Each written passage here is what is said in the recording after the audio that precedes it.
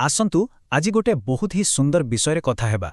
आमे जानिबाकु चेष्टा करिबा प्रसिद्ध ओडिया लेखक कृष्णचंद्र पाणिग्राहींको लेखा जन्मभूमि प्रबंधर गभीर भावना विषय।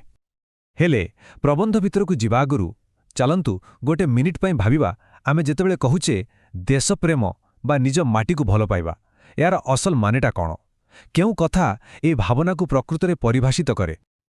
तेबे एही प्रश्नर उत्तर आमकु प्रबंध भितरे ही मिलिबो। प्रबंधर मूलदुआ सेटा कोन जानिचंती गोटे बहुत शक्तिशाली तुलना निज देशकु आउ काहा सह नुहे सीधा निज जन्म कला मां सहित तुलना करा जायछि। लेखक कहउचंती आमे जेउ माटीरे जन्म होयु बड़ हो सेईटा खाली गोटे जागा नुहे, सेही माटी ही तो आमकु आम जीवन देइछि, आम संस्कृति, आम भाषा, एमिति कि आम परिचय भी सेठु। सेथिपाई तो है एत्ते पवित्र, एत्ते महान। आउ देखंतु ए तुलनाटा केत्ते सुंदर। गोटे पटे आम निज मां जी आमकु स्नेह ममता जत्न देई बड़ करंती, आउ अन्य पटे आम मातृभूमि जी आमकु खाइबाकु दिए, रहिबाकु घर दिए, आउ सबु प्रकार विपदर सुरक्षा भी दिए। तेणु दुहे तो आम जीवनर आधार, आम सुरक्षार कवच। एई सरल किंतु गभीर कथाटी ही पूरा प्रबंधर मूलपिंड। हेले ए जो देशप्रेमर कथा आमे कहुचे ए भावना आसे कोठु, एहार प्रेरणा कोन? प्रबंध कहुची एहार सबुठु बड़ प्रेरणा आमकु आम अतीतरु मिले, आम पूर्वपुरुष आउ देशप्रेमी मानकर बलिदानरु। प्रबंधटी आमकु सेही महान वीरपुत्र ओ वीरांगना मानकर कथा मने पकेई दिए, किंतु खाली मने पकेइबा पाई नुहे, बरं सेमानकर सेही निस्वार्थपर सेवा आम समस्तंक पई गोटे आदर्श, गोटे उदाहरण। सेमाने जो रास्ता देखि जाइछंती सेही रास्तारे चलिबाकू एहा आमकु प्रेरणा दिए। आउ सेमानंक त्याग किछि साधारण नथिला। भाबी देखंतु टिके, देश पाई सेमाने निजर सबु धन संपत्ति छाड़ीदेले, घरर सुख शांति को पछरे पकेदेले, आउ शेषरे एमिति कि निज जीवन को भी देश पाई उत्सर्ग करिदेले। तेबे अतीतरु प्रेरणा नेई सरिला परे प्रबंध आमकु सीधा आनी ठिया कराए वर्तमान रे। एबे आमर दायित्व कोन? विशेष करी आजिर युवपीढ़ी सेमानंकर कर्तव्य कोन हेबा उचित? आउ एठी लेखक कृष्णचंद्र पाणिग्राही किछि बहुत वास्तववादी कथा कहिछंती। से केवल भावप्रवण होई रही जाई नाहंती। से कहुछंती प्रकृत देश सेवा पाई प्रथमे उत्तम चरित्र गठन करिबाकू पड़िबो, तापरे भल भावरे ज्ञान अर्जन करिबाकू हेबो। आउ सबुठु जरूरी कथा हैला श्रृंखला आउ सच्चोटता सहित निज निज कामकू ठीक रे करिबा। बास एतिकी ही प्रकृत देश सेवा। तेबे ए सबु कथा को यदि आमे एकाठी करिबा ताहले प्रकृत देशप्रेमर अर्थ कोन बाहारुछि? एइटा खाली गोटे शब्द नुहे, एहारे एक बहुत स्पष्ट परिभाषा अछि। सीधा कथारे कहिले प्रकृत देशप्रेम माने निजर कर्तव्य को पूरा निष्ठा सह पालन करिबा, आउ एही कामरे सच्चोटता, श्रृंखला, कठिन परिश्रम आउ एकता रहिबा निहाती दरकार। तेणु देशप्रेम केवल एक अनुभव नुहे, एहा एक कर्म। एहा कथारे नुहे, कामरे देखा जिबा दरकार। आसंतु एपर्यंत आमे जहा सबु आलोचना कले ताकु टिके संक्षेपरे देखिनेबा। लेखक हेले कृष्णचंद्र पाणिग्राही। प्रबंधर मुख्य विषय हेउछि मातृभूमि पई आमर भल पाइबा आउ कर्तव्य। एहार केंद्रीय भावना हेला मातृभूमि आम मां परी, तेणु तार सेवा करिबा आमर धर्म। एहार प्रेरणा आसीछि महान देशप्रेमींक बलिदानरु। आउ सत्य देशप्रेम काहाकु कुआजे? निज कर्तव्यकु निष्ठार सह पालन करिबाकू। बस एतिकी कथा ही एही पूरा प्रबंधर सारांश। अच्छा, एबे आमे आलोचनार शेष पर्यायकु आसिबा। एते सबु कथा परे एई प्रबंधरु आमकु मिलुथिबा शेष शिक्षा, एहार असल सारमर्मटा कोन? आउ पूरा प्रबंधर सार कथा बधुए एही गोटिए वाक्यरे लुचि रहिछि। देश आम मां परी, ताकु सम्मान देबा, सुरक्षा देबा एवं ताहारा सेवा करिबा आमर पवित्र कर्तव्य। एहाठारु बड़ सत्य आउ कोन होई पारे? एहा ही एही प्रबंधर मूल मंत्र। तेबे एही आलोचना को शेष करिवा आगरु गोटिए प्रश्न सहित समस्तंकु छाड़ी जिबाकु चाहिबी। टिके भाबिबा, गोटे देशर असल शक्ति कौन सतरे तार नागरिक मानकर चरित्र उपर ही निर्भर करे? कारण जन्मभूमि प्रबंधर वार्ता केवल एक भावना नुहे, बरं एहा आम समस्तंक पई एक दायित्वबोधर आह्वान। नमस्कार, आज आमे गोटे बहुत माने गभीर आलोचना भितरकू जिबा। ओडिशा साहित्यर जणे बड़ स्तंभ कृष्णचंद्र पाणिग्राही तांकर गोटे बहुत जणाशुणा रचना जन्मभूमि। आज्ञा, जन्मभूमि। तो आम पाखरे एहार सारांश अछि, किछि प्रश्नोत्तर आउ किछि विश्लेषण भी अछि।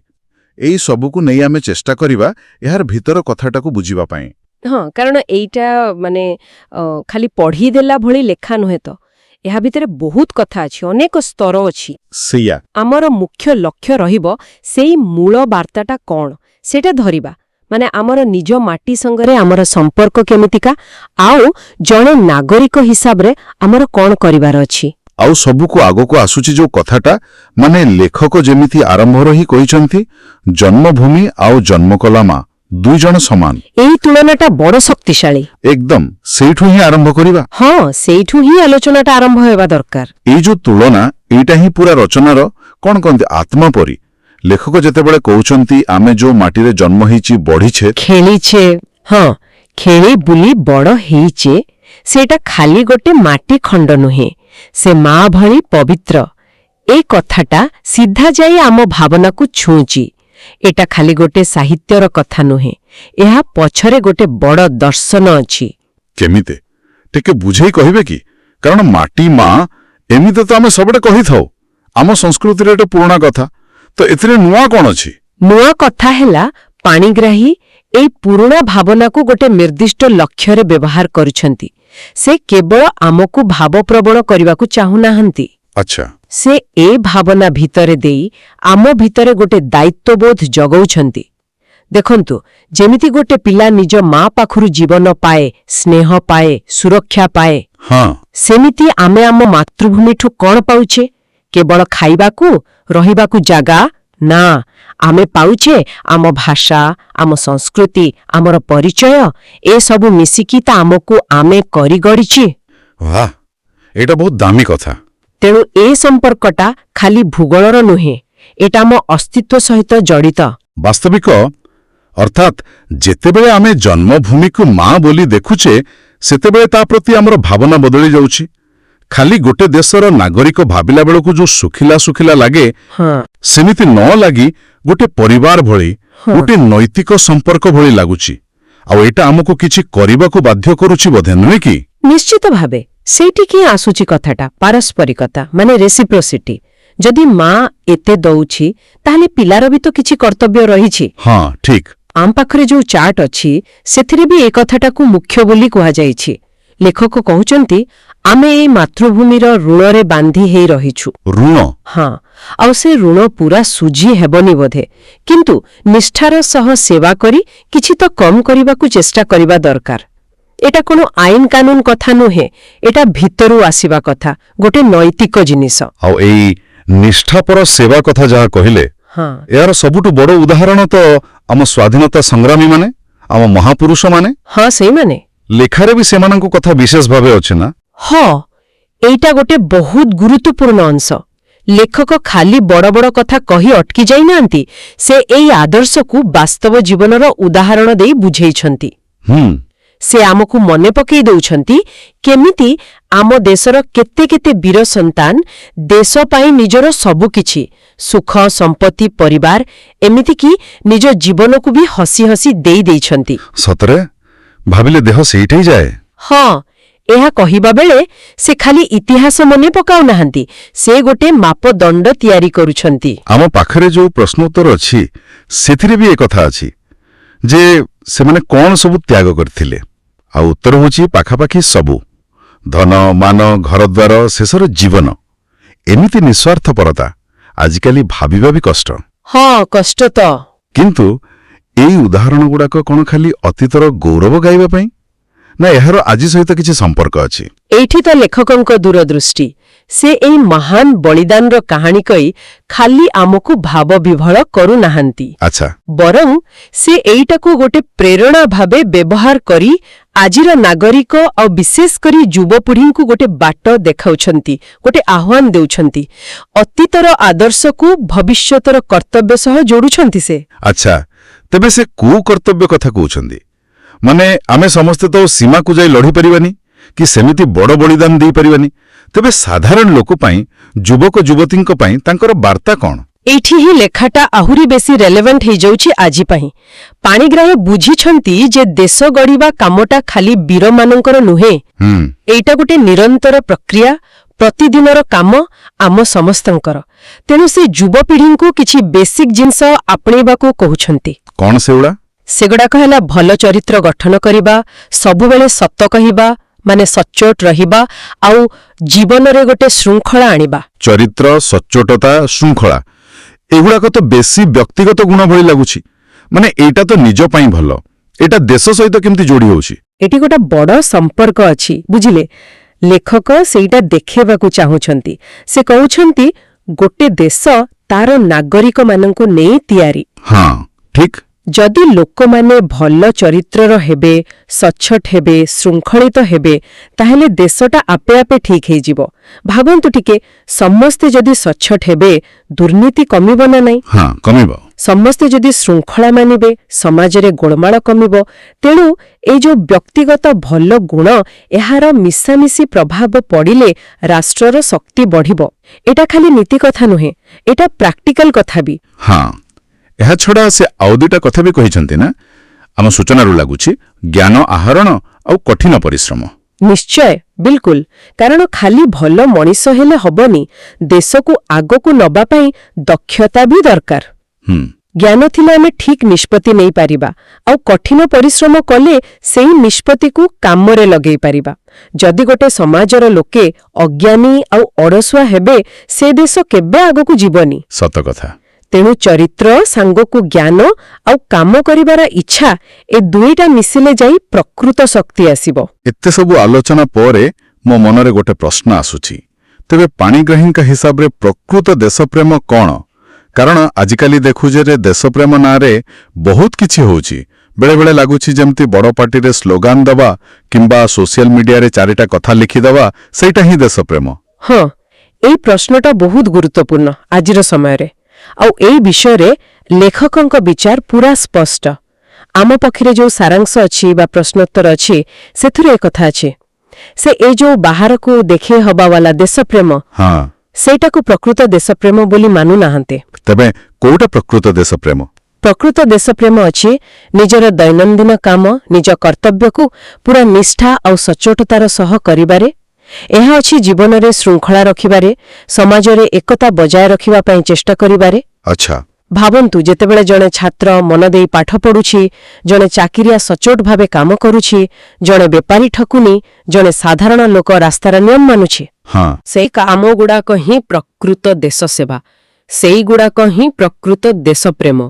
ଏଇଟା ହୁଏତ ଶୁଣିବାକୁ ଏତେ ଗ୍ଲାମରସ୍ ଲାଗୁନି, ସେମିତି ଚିକମିକିଆ ନୁହେଁ, କିନ୍ତୁ ଏଇଟା ହିଁ ବେଶୀ ଦରକାରୀ, ବେଶୀ ସ୍ଥାୟୀ, ଆଉ ଏହାର ପ୍ରଭାବ ବି ବେଶୀ। ବାସ୍ତବିକ ଏହି ସଂଜ୍ଞାଟା ଦେଶପ୍ରେମକୁ ସମସ୍ତଙ୍କ ପାଖରେ ପହଞ୍ଚାଇ ଦେଉଛି। ଏଟା ଖାଲି କେଇ ଜଣ ବଡ଼ ଲୋକଙ୍କ ପାଇଁ ନୁହେଁ, ପ୍ରତ୍ୟେକ ସାଧାରଣ ନାଗରିକ ଏହାକୁ କରିପାରିବ। ଏକଦମ ଠିକ୍ କହିଲେ। ଏଇଟା ଗୋଟେ ପ୍ରତିଦିନର ଅଭ୍ୟାସ ଭଳି, ଗୋଟେ ଜୀବନ ବଞ୍ଚିବାର ଶୈଳୀ ଭଳି। ହଁ, ଏହାକୁ ଗୋଟେ ସାଇଲେଣ୍ଟ ରେଭଲ୍ୟୁସନ ବା ନୀରବ ବିପ୍ଳବ କହିପାରିବା। ଯଦି ଦେଶର କୋଟି କୋଟି ଲୋକ ନିଜ ନିଜ ଜାଗାରେ ଏଇ ନିଷ୍ଠାପର କର୍ତ୍ତବ୍ୟ ପାଳନ କରିବେ ନା, ତାହେଲେ ଦେଶର ଚିତ୍ର ବଦଳିବାକୁ ବେଶୀ ଡେରି ଲାଗିବନି।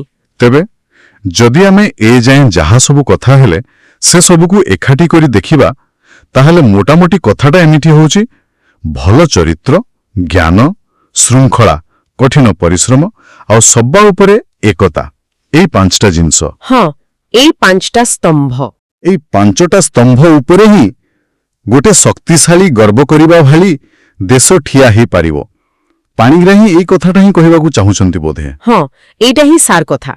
ଆଉ ଗୋଟେ କଥା ଏଠି ଯୋଡ଼ିବା ଜରୁରୀ, ଏଇ ଯୋଉ 5ଟା ଗୁଣ କହିଲେ, ଏଗୁଡ଼ା ଖାଲି ଅଲଗା ଅଲଗା ରହିଲେ ହବନି, ଏମାନଙ୍କ ଭିତରେ ଗୋଟେ ମେଳ ରହିବା ଦରକାର।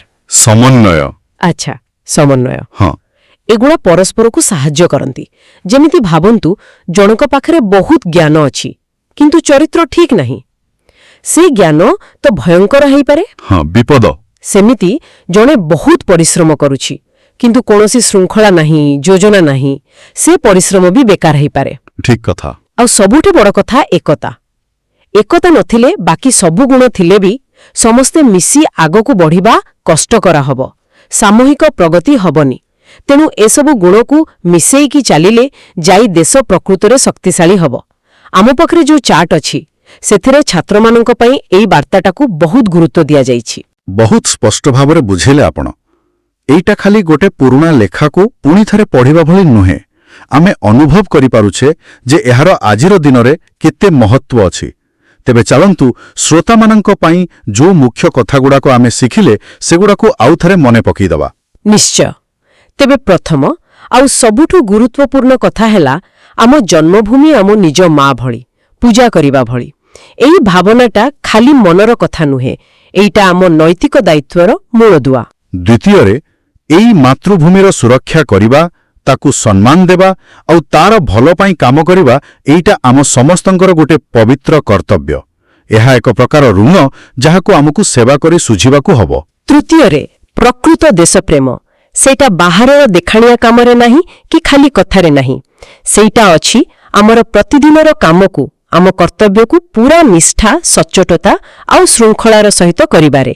ଆଉ ଏଥିପାଇଁ ଭଲ ଚରିତ୍ର, ଜ୍ଞାନ, କଠିନ ପରିଶ୍ରମ ଆଉ ଏକତା ନିହାତି ଦରକାର। ଏକଦମ।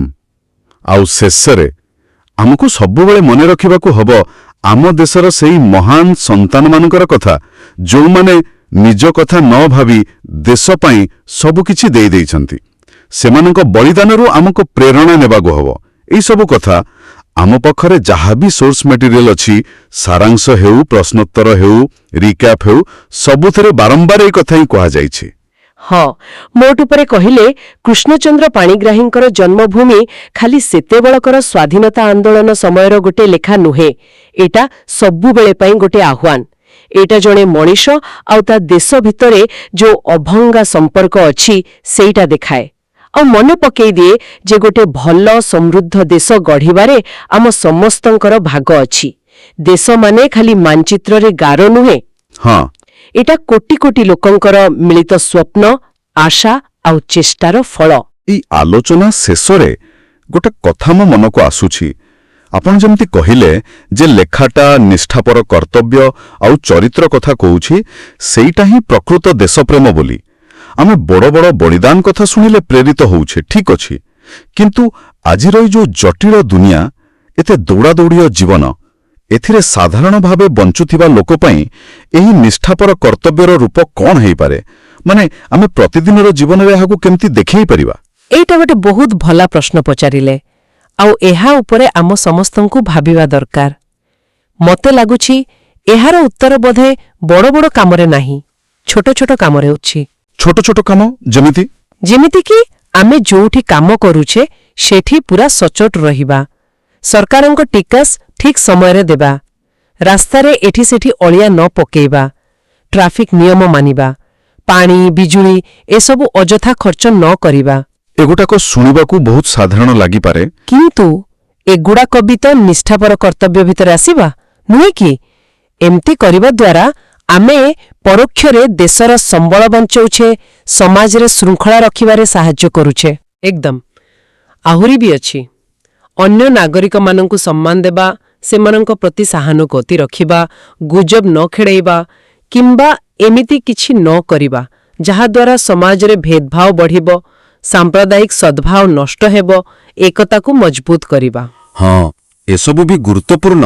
ଏସବୁ ମଧ୍ୟ ଆଜିର ଦିନରେ ଦେଶପ୍ରେମର ବଡ଼ ପ୍ରମାଣ।